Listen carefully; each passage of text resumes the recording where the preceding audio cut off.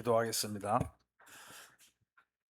고마우신 아버지 하나님, 이 시간에 성령 하나님의 운행을 통하여서 저희들 마음 가운데 빛을 비춰주시고 저희들의 눈을 열어주셔서 하나님의 영광을 보게 하여 주시옵소서. 저희들의 나갈 길을 보여주시옵소서. 예수님의 이름으로 기도하였습니다. 아멘. 저는 신 목사님보다 말이 더 늦습니다. 그래서 송출할 때는 1.5배 빠르게 좀 부탁드리겠습니다. 그리고 저는 그 좀 산만의 왕이잖아요. 그래서 설교가 좀 산만합니다. 그러니까 이제 여러분들께서 이제 그 산만한 중에서도 가끔 은혜를 얻으시면 감사하겠습니다. 이제 제가 그 어저께 한 대학교 후배를 만났는데요. 이제 그 후배를 볼 때마다 야, 가계의 저주라는 게 있긴 있나 보다. 이제 그런 생각을 하는데요. 그 친구는 이제 자기가 그 공무원 할 당시 그 자기랑 거래하던 어떤 분이 감정 평가사인데 사람이 엄청 좋아요. 근데 이제 자기에게 그분한 딸이 있다고 그래서 야, 저분의 딸은 참 좋을 것 같다 생각하고 결혼을 했는데 보니까 정신질환자인 거예요. 제가 이제 이 교회 와서 이제 알게 된 건데. 그러니까 약간 이제 그 정신질환이 좀 있는 자매였는데 결혼하고 보니까 그 집안 전체가 다 이제 이 문제가 있는 거를 알게 됐어요. 그래서 지금은 이제 별거 지가 한 10 년이 넘는데 13년 동안 살았던 그 부부의 연으로 살았던 것 때문에 인제 그 집의 생활비를 자기 월급의 80%를 그 집에 인제 생활비로 주고 있습니다. 그래서 제가 인제 "너 그러지 말아라." 그래도 자기는 이 양심에 걸려서 그렇게는 할 수 없다. 그래서 "이혼을 하면 끊을 거다." 인제 그래서 인제 제가 인제 그 여러 가지 얘기를 해 줬는데, 근데 그 집에 보면 인제 그 장모님이 특이해요. 교대 미술 전공이었는데 인제 한 번은 저희 치과에 인제 이렇게 치료를 받으러 왔어요. 그리고 쪼끔 이제 친해졌는데 어느 날 그분이 이제 갤러리 뭐 연다고 그래서 갤러리에 저를 초청했어요. 갔더니 이제 막 포도주 마시면서 인제 저한테 학번도 비슷하고 나이도 비슷하니까 영종이라고 부르겠다는 거예요, 저보고. 제가 황당해 갖고 "아이 뭐 그러세요." 뭐 그러고 인제 그랬는데, 인제 이분이 보니까 그래서 인제 이분은 말도 굉장히 직설적이고, 그다음에 인제 자기는 자기 몸뚱이를 아무한테 안 맡긴대요. 그래서 자기를 그 신뢰하는 사람한테는 자기 몸뚱이를 맡긴다는. 그래서 제가 "무슨 소린가?" 그랬더니 치과 치료도 인제 자기는 아무 데나 안 간다. 믿을 만한 사람한테 간다. 그래서 "당신은 아직은 내가 믿을 만한 사람이 안 되니까 나는 당신한테 치료 안 받겠다." 뭐 인제 이런 얘기를 돌려서 한 거예요. 그래 인제 쭉 들어보니까 그분의 그 오빠는 인제 투신 자살을 했고요.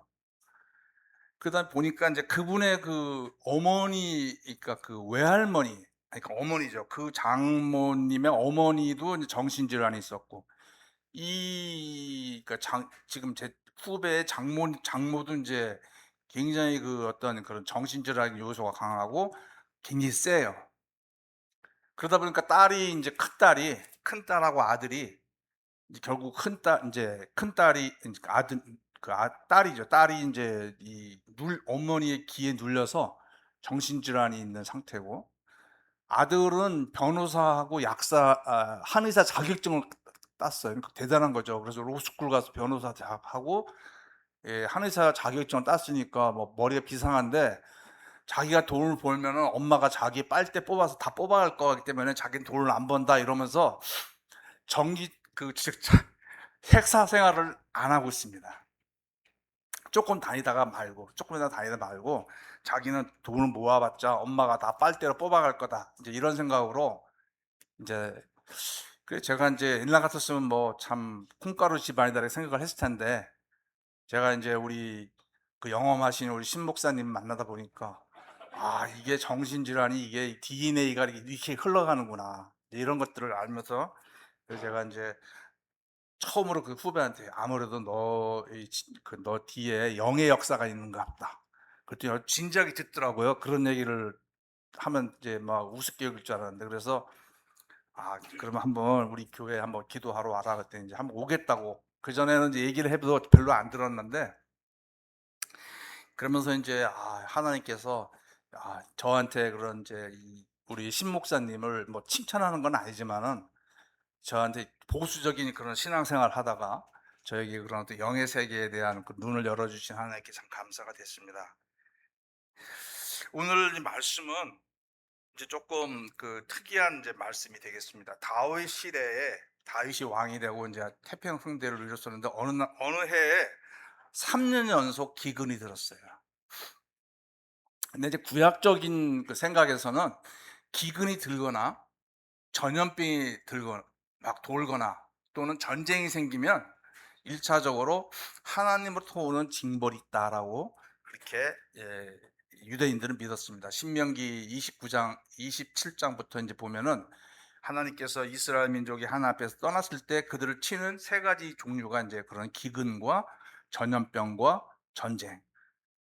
그랬는데 다윗은 이 기근이 왔는데 첫째 기근이 왔을 때도 옛날에 다윗 같았으면은 하나님 앞에 나갔을 텐데 그냥 성경은 쓱 지나가지만은 다윗을 잘 아는 사람은 이상한 거예요. 저 사람이 왜 기도를 안 하지? 근데 두 번째 기근이 왔는데도 기도를 안 해. 기근이 왕으로서 그 오늘날도 만약에 이제 지도자가 있는데 뭐 그 사람이 아무리 뛰어난다 할지라도 경제가 망치어진다 이러면은 막 사람들이 가만히 안 있죠. 예, 막 막 난리가 납니다. 아무리 그 사람이 뭐 야당이든 여당이든 또는 뭐 진보든 보수든 상관없이 경제적인 문제는 심각한 거예요. 그런데 이게 3년 동안 기근이 오니까 뭐 사람들이 막 이제 여기저기서 죽고 막 이제 난리가 났겠죠. 이제 근데 그제서야 다윗이 하나님 앞에 기도를 하는 거예요. 다윗이 어떤 사람입니까? 하나님의 사람이잖아요. 근데 그가 이런 3년의 연장으로 쭉 온 이 연속되는 3년째 기근이 돼서야 이제 기도를 하나님 앞에 합니다. 이렇게 기도를 했더니 하나님께서 이제 그래서 내가 혹시 또 뭐 잘못했나? 이 다윗은 약간 이 트라우마가 있어요. 바세바를 이제 범해서 이제 그 간음해서 아이를 낳잖아요. 퀴즈. 예, 그런 바세바를 범하고 이제 죄를 짓고 그가 회개하는데 얼마나 걸렸을까? 1번 하루, 2번 일주일, 3번 한 달, 4번 1년.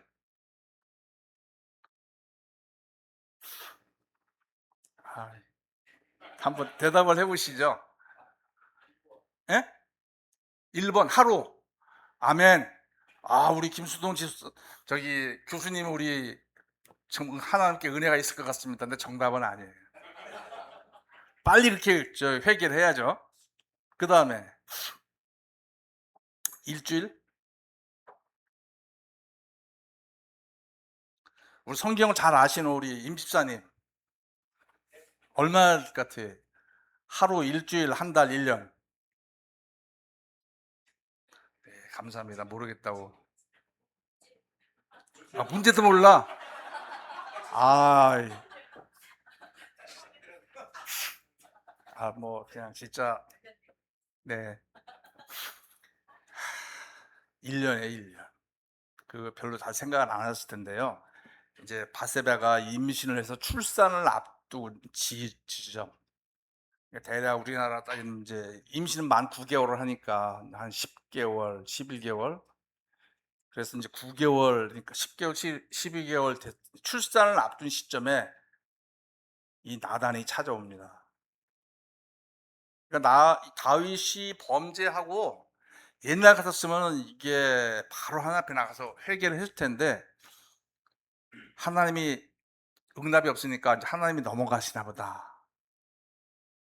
그랬는데 1년 만에 다 잊어버려서 이제 늘 불안했죠. 이 하나님이 분명히 나 잘못 지적하실 텐데. 그리고 불안하고 맨날 이제 그러는데 드디어 이제 회개를 안 하니까 하나님께서 1년 만에 나단을 보내서 딱 이제 그 잘못 지적했죠. 그래서 그때 이제 아이고 잘못했습니다. 그랬으면 그렇게 했으면 요한일서 1장 9절처럼 너희가 만약에 죄를 자백하면 다 용서해 줄 거다라고 해서 이제 다음부터는 그러지 말아라. 한번 크게 혼내고 그러지 말아라. 그럴 줄 알았는데 네 아내는 다른 남자가 다 차지할 것이고 너희 집에는 칼과 칼날이 끝이지 않을 거다. 그래서 이제 그 사건 이후로 그 아들놈이 그 막 자기 와이프를 막 강간하고 막 그런 일이 일어났잖아요. 그래서 다윗은 야, 내가 이것도 뭐가 내 시대에 이게 기근이 일어났으면 또 혹시 내가 뭐 잘못해서 그랬나? 그러니까 하나님 앞에 물어보는 게 무서운 거예요. 또 물어봤다가 그래 네가 뭐 잘못했으니까 또 어떤 그런 또 하나님한테 페널티에 대한 두려움. 그러니까 기도를 못 하는 거예요. 감히 무서워요.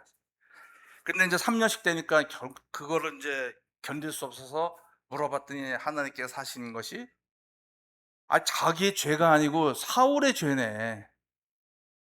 일단은 안심을 했어요. 어휴, 이거 내 죄 때문에 그런 게 아니고 다른 사람 죄 때니까, 죄 때문에 그런 거니까.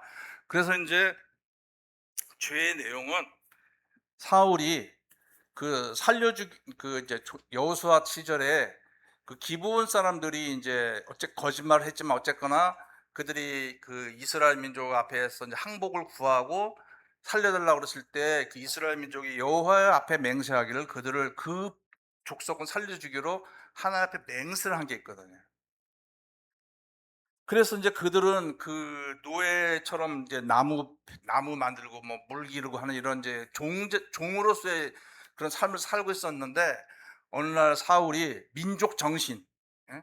우리 민족이 최고다라는 어떤 그런 그 이제 발동을 해서 기브온 사람들을 학살한 적이 있습니다. 성경에는 이제 그게 기록은 나오지 않지만은 여기 보면 이제 그런 있어서 이 기브온 사람들이 마음에 그게 큰 상처로 남아 있었던 거예요. 그리고 남아 있었기 때문에 하나님께 하소연은 이제 기도를 통해서 이들도 유대 민족 가운데 있었기 때문에 하나님 앞에 이 원한을 풀어 주십시오라고 계속 기도를 했을 거라고 이제 믿어집니다. 근데 하나님은 어떤 사람의 원한을 품고 기도하면 그것을 잊지 아니하시고 갚으시는 하나님이시다라고 이제 구약 성경에는 나와 있고, 예수님도 그 누가복음 19장에 과부의 그 예를 지시면서 하나님은 너희들의 원한을 속히 풀어주지 않겠느냐, 않으시겠냐. 그렇기 때문에 우리는 다른 사람에게 원한을 살 만한 일을 하면 참 안 되는 거예요. 그래서 마태복음에서 예수님께서도 예배를 드리다가도 얼마나 중요합니까? 그런데 내가 만약에 누구한테 내가 어떤 원망을 들을 만한 일이 생각나면은 예배를 중지하고 먼저 가서 그 사람이랑 화목을 청해야 된다고 할 정도로 하나님께서는 어떤 그런 원망에 있는 어떤 내가 기도를 하는 그것에 대해서 하지 않도록 인간관계를 이렇게 잘 관리해야 될 것들을 말씀하고 계십니다. 근데 이제 그 그래서 이 기브온 사람들의 기도가 결국 하나님께 응답이 된 거예요. 그래서 하나님께서 이제 그 비록 다윗의 죄는 아니었지만 이 사울의 죄를 하나님께서는 이제 해결하시기 위해서 그런 자연 현상을 일으키셨는데, 그래서 이제 그 원인은 바로 사울의 죄, 기브온의 사울의 죄 때문에 된 것이기 때문에라고만 알려주셨어요. 그래서 다윗이 이제 기브온 사람들 불렀죠. 그랬더니 기브온 사람들이 이제 여차여차해서 다윗도 그걸 알았는지 모르지만은 사울이 그런 적이 있어 우리 민족을 학살한 적이 있습니다. 그럼 어떻게 하랴?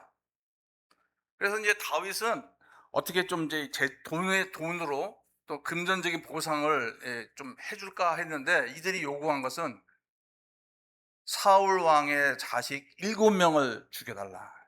그러니까 이제 7명이라고 하는 것은 이제 어떤 왜 8명도 아니고 6명도 아니고 7명이라고 하냐면은 이제 유대 민족에 있어서 7이라고 하는 숫자는 완전이거든요. 그래서 사울의 자손은 싹 죽여라.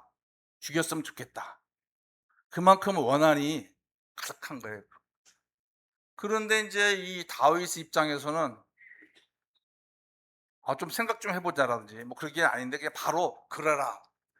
그래서 이제 그 사울의 자손을 보니까 사울의 이제 그 첩이 있었어요. 첩이 누구냐면은 여기 리스바. 여기에서는 이제 안 나오는데 다른 데 보면 이제 리스바가 사울의 첩이었다. 이렇게 나오고 있습니다. 그래서 두 아들이 있었어요. 그리고 사울의 딸 메랍. 그 신통하신 어떤 그 목사님께서는 이것이 이제 그 미갈의 딸이 미갈이었을 것이다라고 이렇게 지난번에 한번 어떤 설교에서 말씀을 하셨는데, 그렇죠, 목사님. 네, 그래서 네, 미갈이 이제 대신 키운, 미갈이 직접 몸에서 나지 않았지만은 미갈이 이제 기른 그런 아들이 그 5명이었을 것이다. 어쨌거나 사울의 자손 그 아들들 7명이 한날에 처형을 당한 거예요. 근데 목을 매달았다고 나와 있는데, 목을 매달은 것처럼 우리나라처럼 교수형만 한 게 아니고, 그 당시에 관행적으로는 이제 이렇게 원래 그 맹세를 어기면 소를 이렇게 반으로 쪼개서 그 사이로 사람이 지나가게 했거든요. 그래서 맹세를 어기면은 너희도 이와 같이 육체가 찢어져서 죽임을 당할 것이다라는 그런 뜻인데, 아마 그냥 이렇게 오늘날처럼 말하는 그런 교수형이 그게 아니고 사지를 찢어서 죽이는 어떤 이제 그런 상태에서 목을 매다는 그런 잔인한 차유였을 것이다. 근데 여기에 이제 아니 그 리스바하고 또 이제 딸 그 미갈 또는 메랍, 이 사람들 어쨌거나 5명이 아들을 기르고 있었는데 갑자기 빼앗긴 거예요. 뭐 순순히 뭐 자기들이 이렇게 죽으러 가지는 않고, 여기 성경에 보면은 붙잡았다. 그러니까 이제 군인들이 가서 막 이제 우리가 그 상황을 한번 상상해 볼 수 있겠죠. 죽이러 오니까 이제 다 잡혀 막 도망갈 수도 있고 막 엄청난 저항을 했는지 모르지만 결국은 처참한 죽임을 당했는데,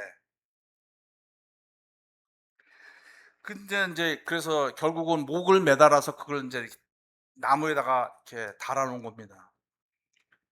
근데 이제 이스라엘의 그 말씀에, 이스라엘 그들의 문화는 목을 매달아 죽는 자체는 여호와께 저주를 받은 사람인 거예요. 그렇기 때문에 가문의 수치이며 개인의 수치고 그랬는데, 근데 시체를 그 다음에 보통은 이제 그 다음 날이나 또 며칠 뒤에 이제 내려다가 묻어줘야 되는데 여기는 못 묻게 한 거예요. 왜냐하면 그렇게 하면 안 되기 때문에 이들에게 수치를 당하게 하도록 위해서. 근데 이제 여기 보면은 그 리스바라는 한 그 첩이 이제 굵은 배를 바위에 놓고, 그 다음에 낮에는 새가 뭐 참새는 이런 게 아니고요. 보통 왜 우리 영화에 보면 사람이 딱 죽으면 막 그 공중에 막 새들이 이렇게 막 이제 독수리, 뭐죠? 독수리라 그러나? 뭐, 예? 까마귀? 왜 이렇게 이제 사막에 보면 왜 동물, 아프리카나 이런 데 보면 동물이 죽으면 사체 먹으려고 막 이렇게, 독수리죠? 이 독수리 뭐 머리까진 독수리인가 뭐 그런 게 있는 것 같던데, 하여튼 독수리들이 이제 낮에는 시체를 쪄먹으러 오는 거예요. 그러니까 그걸 쫓아내고, 밤에는 이렇게 뭐 LED 등을 켜놓고 그런 것도 아니잖아요. 요새는 우리는 뭐 도시에 사니까 밤이 별로 안 무서운데, 공동묘지 한번 생각해 보세요. 불 하나 없는 공동묘지에서 여인이 홀로, 근데 거기 이제 그, 밤에는 들짐승이라 그러는데 이건 이제 그 당시에 맹수, 사람을 먹을 수 있는 맹수가 오는 거거든요. 여자 혼자 그 낮에는 독수리를 쫓고 밤에는 맹수를 쫓는데, 이게 얼마 동안 그랬냐면은 뼈가 될 때까지라 그랬어요. 그 시체가 썩어 갖고 막 냄새 날 거 아니에요. 시체 냄새 맡아본 적 있어요? 썩는 거? 썩어서 문드러져서 뼈만 남을 정도까지. 그래서 대략 그냥 신학자들 추측하기로는 한 4개월 내지 6개월 정도 되지 않았을까. 그 기간 동안 그 일을 한 거예요. 그런데 이제 이거를 듣고 다윗이 뭔가 깨달은 다음에 뭘 하냐면은 이제 사울과 요나단의 뼈가 그 예루살렘 못 있었어요. 그날 기부와 전투에서 그 동시에 이제 사울과 요나단이 죽잖아요.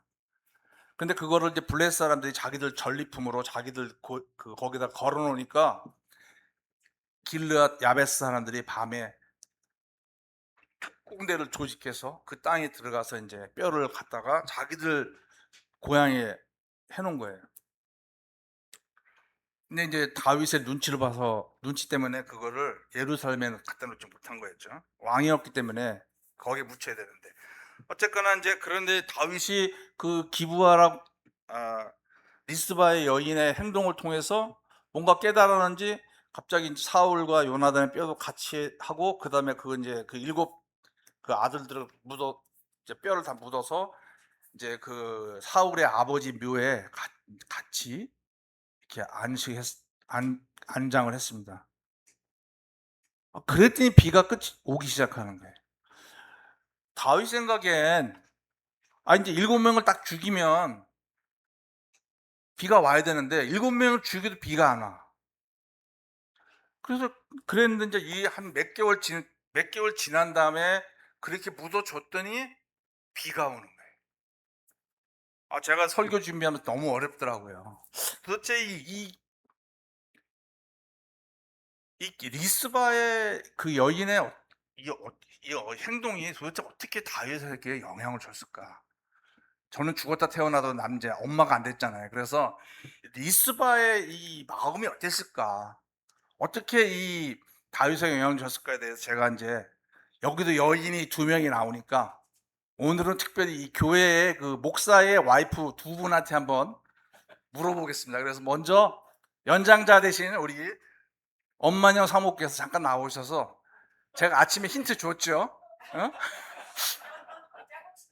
아니에요. 제가 아침에 힌트만 줬어요. 내가 리스바 여인의 마음은 도저히 모르겠다. 왜 어떻게 했길래 이 다윗의 마음에 감동을 줬을까? 그래서 잠깐 나와서 한번 느낀 대로 잠깐 리스바 여인의 마음에 대해서. 그 다음에는 우리 김미선 사모님입니다. 듣고 계시죠? 준비해 주세요. 김미선 사모님도 카톡으로 잠깐 제가 힌트를 드렸습니다. 나오는 건 모르실 거예요.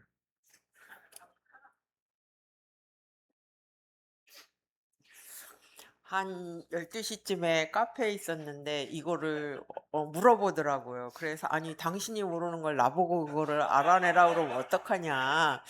인제 그렇게 하면서 이제 그때도 제가 어차피 뭐 이건 정답이 없으니까, 그러니까 뭐 제가 유대 문화는 잘 모르겠는데 한국 문화에서도 사람이 죽으면 마지막 가는 그 길에 예의를 다하고 그거를 묻어주는 게 어떻게 보면 그 사람의 최대 예우라고 생각을 인제 되는데, 유대인은 잘 모르지만 비슷하지 않을까.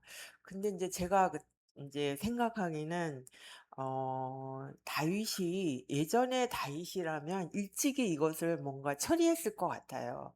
왜냐하면 그가 왕 쫓겨다닐 때는 정말 죽일 기회가 있음에도 불구하고 하나님 뜻이 무엇인지를 알고 손을 안 대고 범죄치 않으려는 어떤 그러한 마인드로 갔다는 거죠. 그리고 요나단도 되게 사랑했고, 사실 사울에 대해서도 제가 생각할 때는 다윗은 사랑하는 마음이 분명히 있었어요.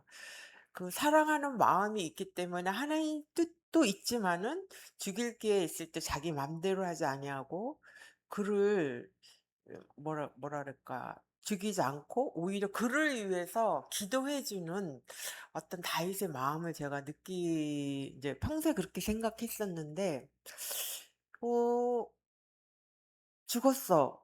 근데 그걸 예전에 다윗 같으면 얼른 사울과 자기가 사랑했던 그 요나단의 그거를 갖다가 묻어 줬을 것 같아요. 근데 그걸 안 한 거죠. 그래서 하나님도 다윗에게 필요가 있다고나 저는 생각했어요. 그래서 남편한테, 물론 사울의 죄도 하나님이 징계하지만 다윗의 필요가 분명히 하나님 보시기엔 있었을 거다. 근데 그게 구체적으로 뭔지는 모르지만 그러나 다윗이 그렇게 행동한 거에 대해서 하나님은 되게 뭔가 불편했고 기뻐하지 않았기 때문에 이런 사건을 통해서 깨달음을 준 것 같다. 그래서 어쨌든 간에 그들을 장례를 치러 주고 난 뒤에 비가 온 것은 그만큼 하나님이 다윗의 마음의 씀씀이와 전에 하나님이 사울에 대해서 징계한 것도 하나님이지 다윗은 아니거든요. 그리고 그를 세운 것도 하나님이시기 때문에 그의 죄에 대해서 징계했지만 그러나 그다음에 내가 다윗을 세운 너는 그 다윗과 아니 사울과 그 요나단에 대한 예의는 네가 갖춰야 되는 거다. 이거를 하나님은 원하셨던 게 아닐까. 그래서 그렇게 하지 않은 다윗에 대해서 뭔가 실망스럽고 이 사건을 통해서 깨우침을 주고 네가 온전한 사랑이 뭔지를 왕으로서 해야 될 게 뭔지를 보여주는 거다. 저는 이제 생각을 했습니다. 이상입니다. 자, 우리 김미선 사모님 저한테 감동을 준 그 카톡 그 내용을 중심으로 좀 말씀해 주시면 감사하겠습니다. 우리 김미선 사모님이 여기에서 말씀하시는 건 아마 우리 성도님들이 거의 못 들으실지 몰라요. 아이, 네, 갑자기 질문을 하셔가지고 아까 아침에 급하게 카톡을 드렸는데 이렇게 나와서 얘기하라고 하실 줄 몰랐습니다. 아, 네. 목사님께서 그 어머니의 마음이 어땠을까에 대해서 저한테 질문을 하셔가지고 저는 그 부분에 대해서 생각을 해봤었는데, 이게 그 나라의 어려움이나 이런 걸로 인해서 어쨌든 어쩔 수 없이 아들들이 처형을 당한 거긴 하지만 어머니의 마음에서는 그것이 되게 억울하기도 하고 원통하기도 하고 또 나는 그 아들을 보낼 준비가 안 돼 있었기 때문에 나는 이 아들들을 그냥 이렇게 보낼 수 없다 이런 마음이 되게 강하지 않았을까 이런 생각을 했습니다. 그래서 저 같아도 아들들을 정말 내가 장례도 치러주지 못하고 이렇게 보내야 한다면 똑같이 이렇게 그 아들들의 시체 있는 데 가서 이렇게 지내지 않았었을까 이런 생각이 들었었고요. 그때 당시로 어쨌든 그 어머니께서 그 시체를 내려서 직접 장례를 치러줄 수 없는 상황이었을 거라고 생각을 하고 저는 잘 모르지만 그랬기 때문에 이 아들들의 시체를 내가 잘 장례를 치러서 묻어줄 수 있는 상황이 될 때까지 그것들을 지키고자 하는 부모로서의 그것들을 지키고자 하는 마음이 더 크지 않았을까 이런 생각이 들었었습니다. 그래서 그곳에서 있는 것은 아들들에 대한 그런 애타는 마음이나 또는 또 억울한 마음도 있었을 거고 그것들을 어쨌든 처형을 당하긴 했지만 한 사람으로서 어떤 인격체가 있고 이런데 그것들을 정말 범죄자보다도 못하게 그들의 장례를 치러주지 못하는 안 하는 그런 왕에 대한 어떤 반발심도 좀 있지 않았을까 이런 생각이 들었었습니다. 그래서 아마 이것이 다윗 왕에게 전해졌을 때 다윗 왕이 자신이 예전에 이 아들들에게 했던 또는 사울이나 요나단에게 했던 약속을 기억나게 했고 그리고 또 어미가 이렇게 옆에서 그 시체가 된 그 자녀들 곁을 떠나지 못하는 이 상황을 계속 묵과한다면 되게 매정한 그런 왕으로 기억되지 않을까 하는 생각 때문에 장례를 치러주지 않았을까라고 목사님께 대답을 해드렸습니다.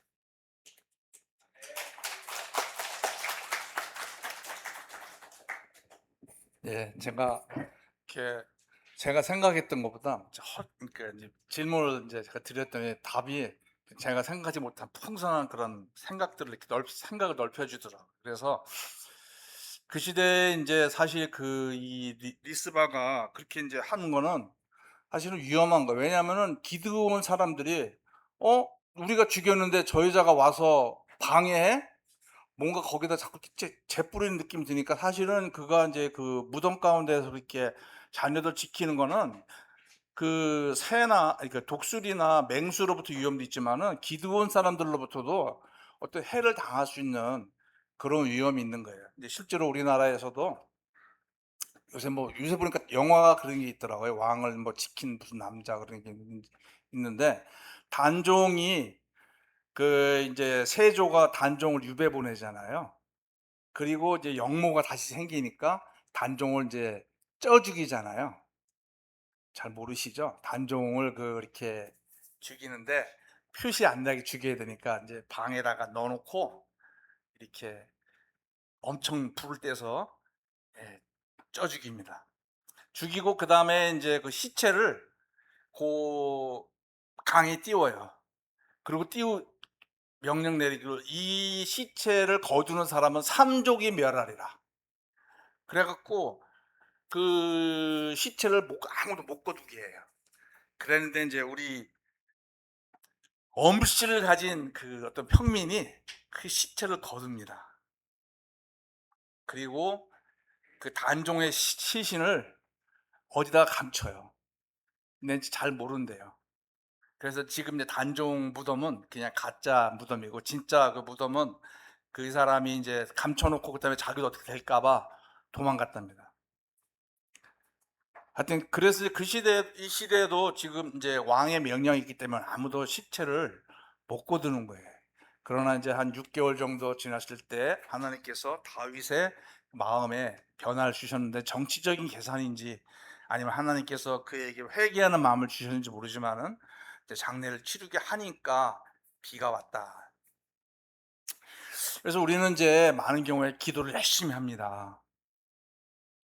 그런데 기도를 했는데 잘 응답이 안 와요. 제가 얼마 전에 유튜브를 보다가 어떤 신부님이 하나님은 기도에 응답하는 자판기가 아니라 그런 표현을 쓰더라고요. 우리는 조건을 갖춰서 기도하면은 하나님께서 기도를 뚝딱뚝딱 주시는 그런 분으로 생각하고 열심히 기도하고 예배드리고 봉사하지만은 물론 이제 그게 우리의 마음을 가난하게 하는 건 맞지만은 그러나 하나님은 다윗이 변하기를 원하셨던 거예요. 다윗이 하나님이 원하시는 사람이 아닌 거예요. 기도에 대한 트라우마 때문에. 그리고 그는 바세바의 그 범죄 이후에 하나님께 떠나 있어요. 하나님을 잘 안 바라봐요. 그래서 이제 그 이후에 보면은 21장까지 그가 하나님께 구했다는 표현이 없어요. 환경에 너무 매몰돼서 하나님을 잘 안 보는 거예요. 그 왕이니까 뭐 살아가는 데 전혀 문제가 없어요. 그러나 하나님께서는 그런 다윗을 위해서 하나님을 바라보도록 하기 위해서 이런 일들을 일으키셨는데 그 매개가 된 게 바로 여인이었다는 거예요. 사울의 첩이었잖아요. 하찮아 보이고 또 그런 사람이 있지만은 하나님께서는 그 하찮아 보이는 한 여인의 그런 그 자식을 향한 사랑 모습을 통해서 다윗을 변화시키는 거예요. 그래서 우리에게는 교제가 필요합니다. 우리가 좀 기도가 잘 안 되고 힘들 때 우리가 이런 교제하고 다른 사람의 간증을 듣고 이런 걸 통해서 우리가 하나님의 어떤 음성을 들을 수 있는 줄 압니다. 그렇기 때문에 히브리서 말씀에 모이기를 힘쓰라. 그래서 뭐 꼭 매주 막 교회 꼬박꼬박 나오라는 것보다는 그만큼 우리에게 우리의 신앙을 뺏어가는 환경이 있기 때문에 우리는 모였을 때 하나님께서 별로 하찮아 보이는 어떤 기회를 통해서 우리 마음에 감동을 주셔서 하나님의 기도 응답이 되게끔 하시는 그런 역사가 우리들에게 일어나는 줄 압니다. 한 5분만 더 하겠습니다. 좀 산만하지만은. 그러면 이제 리스바의 리스바의 여인의 이 마음에는 어땠을까? 좀 묵상을 계속 하나님 앞에서 기도하면서 했을 때 사실 리스바는 이제 그 첩이었거든요. 그리고 이제 그 앞에 보면은 이 사울이 죽고 나서 그다음에 이제 나라가 분열됐는데 그때 사울의 아들 이스보벳이 이제 그 이스라엘의 왕이 됐습니다. 그리고 다윗은 그 유다 지역의 왕이었고 대부분의 이제 그 이스보벳이라는 그 사울의 아들이 왕이었는데 이때 이 첩은 군대 장관이 있었어요. 그 사람하고 진짜인지 뭐 모르지만 어쨌든 이제 내연녀가 돼버린 거예요. 살기 위해서. 왜냐하면은 이제 그 정통성은 그 사울의 아들에게 있었지만은 실권은 그 국방부 장관 그 사람이 이제 실권을 갖고 있었기 때문에 이 여자는 사울의 첩이었잖아요. 그러니까 자기의 이제 남편은 죽었고 그다음에 자기는 이제 애들은 둘 데리고 있는데 살아남아야 되잖아요. 그러니까 이제 이 여인이 선택한 거는 또 이뻤던 것 같아요. 그러니까 이제 또 그렇게 또 그랬겠죠. 그래서 이제 그 군대 장관의 첩이 또 그 내연녀가 돼서 살았던 그것 때문에 사울의 아들 이스보벳과 군대 장관이 서로 갈등이 있다가 결국은 이제 군대 장관이 화가 나서 이제 이 이스보벳을 배반하는 일이 이제 일어날 정도로 문제가 된 이 여인이에요. 그러니까 이제 생각을 해보면 이 여인은 자기 아들 우리가 요새 보잖아요. 왜 뭐 이렇게 드라마 보면은 첩의 아들인데 그 재벌의 후계자가 되게 하기 위해서 왜 정실 아들들하고 막 그냥 이렇게 왜 뭐 음모 꾸미고 막 그런 드라마 우리 재밌게 보잖아요. 이제 그런 것처럼 이 시대도 우리가 똑같은 사람이라면 아마 그런 마음이 있지 않았을까. 그래서 이제 아마 그 자기 아들 둘과 자기가 이제 그 집안에서 첩이고 자기 아들들이기 때문에 아마 요새랑 별반 다르지 않게 그런 갈등이 있었을 거라고 생각이 돼요. 그리고 이제 아마 무시를 당하는 그런 일이 있었지만은 그런 어쨌거나 그 사울의 딸의 그 아들 7명이 5명이었지만은 그들의 시체를 돌봤다는 거예요. 그거는 단순한 일이 아니고 아마 그들도 자기를 힘들게 했던 그 사람들이었을 거예요. 죽은 아들들도. 첩에 그리고 이제 뭐 안 좋은 그런 얘기 생각 품고 막 그랬겠죠. 그렇지만은 이 리스바가 한 행동을 보면은 바위에 그 굵은 배를 깔았다. 이건 원래 상복이고 원래 하나님 앞에 회개할 때 입는 옷이에요. 원래는. 근데 그가 그것을 바위에 깔았다고 하는 것은 하나님 앞에 회개했다는 뜻이에요. 어떤 회개를 했는지 모르지만 자기의 인생에 대해서 또 어떤 건 모르지만은 하여튼 이런 환경에 대해서 사울이나 또는 기브온 사람들 저것들이 내 아들을 잡아 죽여? 뭐 그런 마음도 있었겠지만은 회개의 마음이 있었다는 것을 간접적으로 보여주는 거고요. 그 다음에 그가 처음에는 자기 두 아들만 시체를 쫓다가 그러다가 어느 순간 5명의 그 시체까지도 눈에 들어왔을지 모릅니다. 그러면서 그 7명 시체를 돌본 거예요. 우리가 보통은 이제 우리가 좋아하는 스토리는 첫 번째 막 죽임을 당하러 잡으러 왔을 때 그리고 처형 당하러 갈 때 막 하나님 앞에 간절히 울부짖고 부르짖고 막 이렇게 했을 때 하나님께서 다윗의 마음을 변하게 해주셔서 그들이 구출되니라. 응? 이런 기도응답이 오면 좋잖아요. 또는 막 죽기 직전에 하나님의 사자가 나타나서 그들을 죽이지 못하게 하니라. 또 그런 그 스토리가 되면 얼마나 우리 마음에 좋아요. 그런데 죽어버려요, 아들이. 소망이 없잖아요. 이 리스바는 무슨 소망이 있을까? 자기의 사울도 죽어, 자기의 내연남도 죽어, 자기의 자녀도 죽어. 근데 분명 성경에 기록되어 있지 않지만 이 여인이 눈물을 흘리며 하나님 앞에 간구하고 그랬을 때 하늘로부터 위로가 분명히 있었을 것이다. 그래서 마태복음 5장 3절에 예수님께서 애통하는 자는 복이 있나니 저희가 위로를 받을 것이며 우리는 하나님께 위로를 받는 사람은 우리에게 알게 모르게 있어요. 신앙이 있어야 되고 하나님 말씀대로 살아야 되고 뭐 그런 어떤 조건들 우리에겐 있습니다. 이 사람은 뭐 조금 도덕적으로 문제가 있는 사람이기 때문에 하나님이 위로해 주실까? 하나님의 위로가 없으면 이렇게 할 수가 없는 거예요. 하나님의 위로가 없으면 다윗의 마음을 움직일 수 있는 어떤 행동을 할 수가 없는 거예요. 원한과 막 분함이 있으면 그것이 어떻게 다른 사람의 마음을 움직일 수 있겠습니까? 그래서 우리가 이제 어려움들이 각자 있잖아요. 그랬을 때 환경만 바라보지 말고 우리가 하나님을 바라보고 우리를 위로하시는 하나님을 바라볼 때 하나님께서 우리를 위로해 주시고 또 우리의 그런 위로받는 모습을 통해서 누군가가 또 변화될 수 있다는 것들을 믿으시면서 올해에는 하나님을 더 바라보시는 우리 성도님 되시기를 축원합니다. 기도하겠습니다. 아버지 하나님, 오늘 말씀을 통하여서 저희들에게 귀한 교훈을 주셨사온데 저희들에게 맞는 적용을 하게 주님 도와주시옵소서. 예수님의 이름으로 기도하였습니다. 아멘.